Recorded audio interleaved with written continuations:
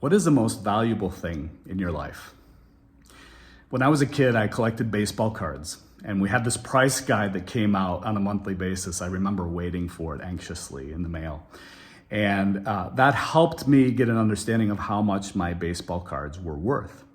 But I remember on some occasions, my father would come to me and say, Jeremy, those baseball cards are actually only worth as much as somebody is willing to pay for them. And that reminds me of a very short story that Jesus tells his disciples in Matthew chapter 13. It's a parable. And Jesus says that the kingdom of heaven is like a man who finds a treasure in a field. And with joy, he goes back and sells everything that he has so that he can purchase that field where the treasure is. And there are two things that really give shape to this parable that Jesus is telling. The first thing is that he goes and sells everything that he has. So, when we think about making a purchase, when we find something that is of value to us, we might work a few extra hours at work and try to save up a little bit more money, or maybe we'll sell a possession or two, maybe even three, in order to buy that thing that is valuable. But in this story, the man sells everything that he has so that he can buy the field where the treasure is. In other words, he values that treasure more than the total of everything that he already had previously. The other thing is that he goes back with joy.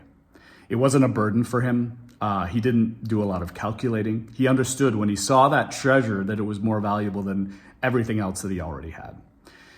And so when we come back to the idea of the kingdom of heaven, that might be the thing that trips us up in this parable. Basically, the kingdom of heaven or the kingdom of God is the reign and rule of God. And Jesus here is saying that his lordship in the lives of his disciples is more valuable than anything else that his disciples could possibly have or gain. And to bring it back to what my father said, that something is only worth what somebody is willing to pay for it. Well, here we're not talking about salvation. We didn't mention salvation at all. Salvation is the free gift of God. But the Lordship of Jesus Christ is something that should be valued above everything else, especially if we call ourselves disciples of Jesus Christ. And the beautiful thing is that because the Lordship of Jesus Christ is so valuable, it gives us joy. And so what Jesus is saying through this parable is that his lordship in our lives is more valuable than anything else that we could possibly have or gain. And that should fill us with joy if we are disciples of Jesus Christ, if we are part of the kingdom of heaven.